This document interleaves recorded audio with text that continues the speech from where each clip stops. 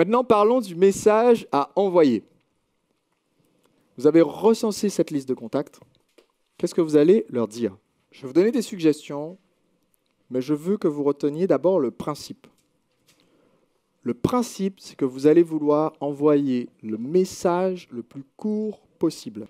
Idéalement, le message, même si vous l'envoyez par mail, même si vous l'envoyez sur un groupe Facebook, c'est-à-dire que vous n'avez pas réellement de limitation de longueur, idéalement, vous allez envoyer un message qui pourrait tenir dans un texto.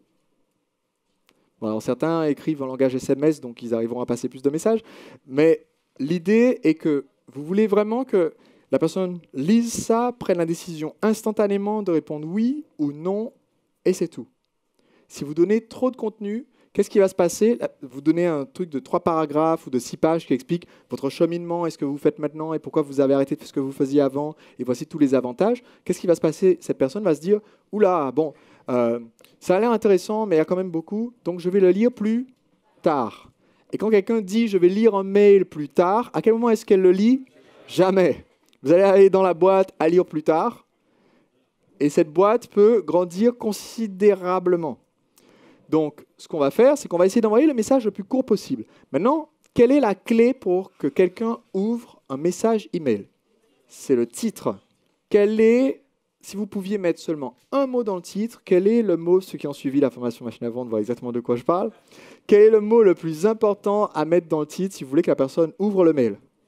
Son prénom. Plus quelqu'un lit de volume de mail, reçoit de volume de mail, plus ce facteur va avoir de différenciation. Quand j'envoie un message à Frank Kern au sujet de sa présence à Entrepreneur Libre, je ne mets pas comme message confirme tes dates de billets d'avion. Je mets comme message Frank Kern à Paris. Comme ça, dans sa boîte mail, ce message-là ressort. Quand vous allez envoyer ce message à quelqu'un même que vous connaissez encore moins, ça devient encore plus important. Donc, évidemment, vos prospects, s'ils reçoivent des newsletters, là on parle de quelque chose de différent. Dans une newsletter, si vous mettez encore et encore et encore le prénom et que toutes les newsletters auxquelles ils sont abonnés mettent le prénom, l'effet diminue un petit peu. Mais là, le prospect, il n'est pas en train de recevoir un message de la part d'une des nombreuses newsletters où il est inscrit, il reçoit un message de la part de quelqu'un dont il reconnaît le nom, et le fait d'inclure son prénom lui fait dire que, tiens, ça c'est un message qui m'a été envoyé juste à moi. Donc, dans le titre du mail, on va essayer d'inclure son prénom. Exemple, Bruno, mon nouveau projet. Donc, quand je vais mettre Bruno, mon nouveau projet, et que c'est le mail personnel, j'ai plus de chances que ça soit ouvert que juste d'envoyer mon nouveau projet. OK? Donc, dans le titre du mail, je vais mettre le prénom. Dans la longueur du message, je vais essayer de faire le plus court possible. Et je vais essayer de reprendre le prénom de la personne au moins une fois dedans. Donc, mon conseil, c'est que vous vous faites un modèle de mail et que vous ayez le prénom à juste taper au début. Vous ne mettez pas prénom dans votre modèle de mail, comme ça, vous ne risquez pas de faire un copier-coller hasardeux. Donc, le but du message, très très court, c'est donc prénom ou bonjour prénom. Je lance un nouveau projet et j'aimerais savoir si ça t'intéresse. Vous essayez de me résumer, si possible, en une phrase, ce que c'est que le projet et qui ça concerne. Si vous ne pouvez pas, 2 phrases. Si vous ne pouvez pas en 2 phrases, 3 phrases. On s'arrête là. Donc, bonjour prénom, je prépare un nouveau projet en ce moment. Il s'agit d'une newsletter. Je ne dis pas il s'agit d'un blog, il s'agit d'un site, il s'agit d'un forum, il s'agit d'un produit, surtout pas. Parce que si vous envoyez à quelqu'un, bonjour, je prépare un produit sur tel sujet. Et ça tend à quoi comme appel à l'action? Achète. Donc, je prépare une newsletter, d'accord, que je vais envoyer, si vous connaissez la fréquence, vous pouvez le préciser tout de suite, d'accord, que je vais envoyer chaque mercredi. C'est destiné à qui? Donc, aux professeurs des écoles. Et j'y partage mon expérience dans les pédagogies alternatives et le résultat de mes lectures. On fait très court. Et ensuite, la façon dont vous allez formuler les phrases va peut-être dépendre de votre relation avec les personnes. Vous allez peut-être adapter votre modèle, vous allez peut-être personnaliser. Mais pour moi, c'est important d'essayer d'être bref et d'être clair sur ce que vous demandez. Donc, ma façon de le formuler, c'est de dire quelque chose comme « Est-ce que tu souhaites que je t'ajoute à ma liste pour que tu reçoives ces articles ?» ou ces vidéos. Réponds-moi simplement à cet email. Jusqu'ici, mon message fait 5 phrases maximum. Très court. Pourquoi est-ce que je ne dis pas juste « est-ce que ça t'intéresse » Parce que si la personne dit oui, imaginons que la personne me dise oui à « est-ce que ça t'intéresse » et que je l'ajoute à ma liste d'emails. Elle n'a pas donné son accord pour être sur la liste. Donc quand elle va recevoir des newsletters, au bout d'un moment, ça peut avoir un ressenti désagréable, alors que la même personne, une fois que je lui ai dit « est-ce que ça t'intéresse que je m'ajoute à ma liste ?»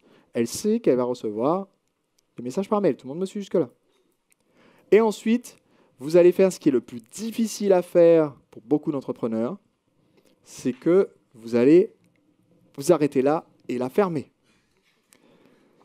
Il y a un slogan anglais qui dit « quand vous avez fini de vendre, arrêtez de vendre ». Et là, on essaye de lui vendre l'action de répondre « oui ».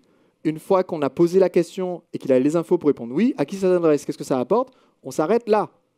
Cordialement un tel, amicalement un tel, à très bientôt un tel. Si vous aviez déjà une conversation en cours de route, vous allez peut-être mettre une phrase par rapport à ça, mais moi je préfère même laisser ça dans 2 mails différents. Donc si vous étiez déjà en train d'échanger au sujet de la fête de Noël et comment elle va s'organiser, eh bien ce mail n'a rien à voir, vous ne reparlez pas de la fête de Noël, vous ne mélangez pas 2 sujets, sinon vous n'allez pas avoir votre oui. Par texto, la même chose. Bonjour un tel, je lance un nouveau projet, il s'agit de ceci, c'est destiné à ces gens-là, voilà ce que je leur apporte.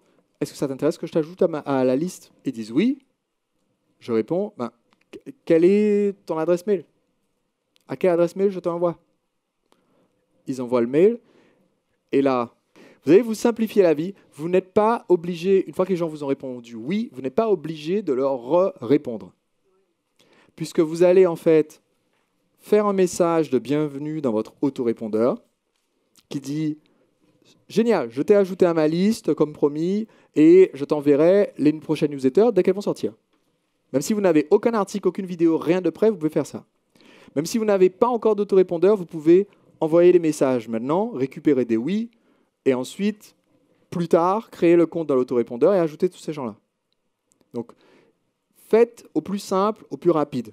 Maintenant, pour ceux qui ont déjà une grande liste, évidemment, l'idée, c'est de ne pas exprimer, voilà ce que je fais, la newsletter, mais de plutôt dire, je lance un nouveau projet. Est-ce que tu connais quelqu'un qui serait intéressé? Si oui, peux-tu nous mettre en contact STP? Vous voyez, je prends moins de caractères. Si oui, peux-tu nous mettre en contact? Et les gens vont vous mettre en contact de différentes manières. Certains vont vous donner une adresse mail ou un numéro de téléphone. Donc dans ce cas-là, vous allez contacter, si possible, en mettant celui qui vous a mis en contact en copie du mail. Je reprends ce que je viens de dire. Quand les gens vous disent oui, pour la question, est-ce que tu peux nous mettre en contact? Vous n'allez donc pas inscrire le contact directement sur votre liste, évidemment. Lui, le pauvre innocent, il n'a rien demandé à personne. Donc ce que vous allez faire, c'est que vous allez lui envoyer un mail en mettant en copie la personne qui vous a mis en relation et en disant « Bonjour, un tel j'ai dit à un tel que je lançais tel projet. Il m'a dit que vous seriez ou tu serais peut-être intéressé ou que tu travailles dans ce secteur. » Voilà, vous adaptez la phrase. Et là, si c'est un prospect, est-ce que tu souhaiterais que je t'envoie, je t'ajoute à ma liste pour envoyer les premiers newsletters? Ou si c'est un partenaire potentiel, est-ce qu'on pourrait avoir une courte conversation téléphonique de quelques minutes? Court, c'est un mot très important dans votre marketing. David G, c'est le champion des vidéos de 3h15 qui commence par « Dans cette vidéo courte et dynamique, je vais vous expliquer blablabla ». Statistiquement, les gens restent plus longtemps dans votre vidéo si vous dites que c'est une vidéo courte, quelle que soit la longueur de la vidéo. Donc, si vous proposez un rendez-vous téléphonique, proposez toujours un court rendez-vous téléphonique. Donc, tout le monde me suit sur ce qu'on fait une fois que les gens ont dit oui ou une fois que les gens vous ont mis en contact. Maintenant, sur la série de mes messages, eh bien, sur mon autorépondeur, c'est l'étape d'après, sur mon autorépondeur, je vais programmer des messages. Là, je ne parle pas d'un toboggan de vente, je parle de la première création de liste pour ceux qui n'ont pas du tout de liste et peut-être pas encore le produit à proposer. Votre but, c'est qu'il y ait un message de confirmation pour que les gens sachent qu'ils sont ajoutés à votre liste et à quoi ils peuvent s'attendre et comment se désinscrire si besoin, etc. Si vous avez déjà du contenu, vous pouvez leur donner le lien vers votre contenu phare. Pour moi, il y a un certain nombre d'articles que vous pouvez écrire qui montrent votre expertise, votre crédibilité. Eh bien, vous pouvez déjà donner un peu votre best-of dès le premier mail, ce qui montre vos valeurs. Et ensuite, régulièrement dans la newsletter et dans les premiers mails de bienvenue, vous allez leur demander de faire passer le mot autour d'eux. une de mes expressions préférées, c'est « ce n'est que grâce au bouche à oreille » ou c'est principalement grâce au bouche à oreille que mon site se développe. Donc, je compte sur toi ou je compte sur vous pour m'aider à le faire connaître si les conseils vous aident ou si vous connaissez quelqu'un que ces conseils peuvent aider. Et dans certaines de mes vidéos de lancement, avant d'utiliser la vidéo payante, je disais ce site ne fonctionne pas avec de la publicité. Aujourd'hui, je ne peux plus le dire. Je disais, si vous n'êtes pas venu ici grâce à de la pub, vous êtes venu parce que quelqu'un vous a recommandé. Donc, si vous trouvez que c'est bien, remerciez cette personne et recommandez à votre tour. Quand on parlera de partenariat, je vous expliquerai l'importance de la phrase « remercier cette personne ». Ça fait une différence énorme sur le long terme pour votre entreprise. Mais là, dans votre série de mails, ce qui est important, c'est surtout faites suivre à d'autres. Donc, un conseil important pour vos mails de bienvenue, là. Je vous ai dit, confirmez l'inscription. Je vous ai dit, donnez le contenu phare si vous l'avez, d'accord, le best-of ou ce qu'il faut lire en premier quand on vous découvre ou ce qu'il faut regarder comme vidéo en premier. Et le troisième point, donnez-leur un mécanisme qui leur permet d'inviter quelqu'un d'autre. Autrement dit, ne leur dites pas « fais suivre ce mail » ou « fais suivre l'adresse de mon site ». Dites-leur « si tu connais quelqu'un qui correspond à ce profil, fais-lui suivre cette adresse.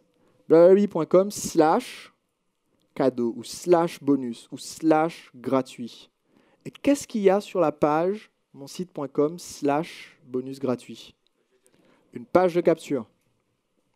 Je ne les envoie pas sur la page d'accueil du site. Je leur dis, faites suivre ce lien. Et le lien, c'est comment s'inscrire à la newsletter. Comme ça, le contact à qui on a fait suivre n'est pas perdu dans le cyberespace. Il est envoyé vers la page la plus importante de mon site. Le défi maintenant, c'est que ce que je vais vous expliquer est relativement simple. Combien d'entre vous pensent que c'est simple? Ce qui est simple à faire est aussi simple à ne pas faire. Mon but au cours de cette formation, c'est de vous faire passer à l'action. C'est de faire de vous des agisseurs dans deux sens différents du terme. C'est de vous inciter à rejoindre mon mastermind des agisseurs, celui où je vous accompagne pour vous coacher, pour vous développer, mais c'est aussi simplement de faire de vous un agisseur tout court, c'est-à-dire quelqu'un qui passe à l'action. Vous avez remarqué que je fais en sorte de vous donner des exercices sur certains points où si on vous avait juste donné l'information avec du travail à faire à la maison plus tard, cette information risquerait de se transformer en bouquin sur une étagère qui prenne un peu de poussière. Et je pense qu'il est important de mettre en application ce qu'on apprend pour obtenir des résultats. Pour moi, au départ, ce qui a été une des principales recettes pour mon succès, c'est ce que j'appelle la méthode LALALA. La méthode LALALA, c'est lire, appliquer, lire, appliquer, lire, appliquer. Et au début, quand j'avais que des bouquins pour m'aider, que j'étais un garçon timide, qui ne savait pas ce qu'il voulait faire dans la vie, je ne me contentais pas de lire les bouquins, je lisais une page, je partais appliquer les conseils, je me rendais souvent compte que je n'avais pas lu la deuxième page, donc au bout d'un moment, il fallait que je retourne pour mon bouquin. Mais au moins, ça me permettait d'avancer rapidement et d'en savoir davantage que la plupart des gens qui pensent savoir parce qu'ils ont lu ou qu'ils ont regardé la vidéo, mais qui n'ont jamais mis en application.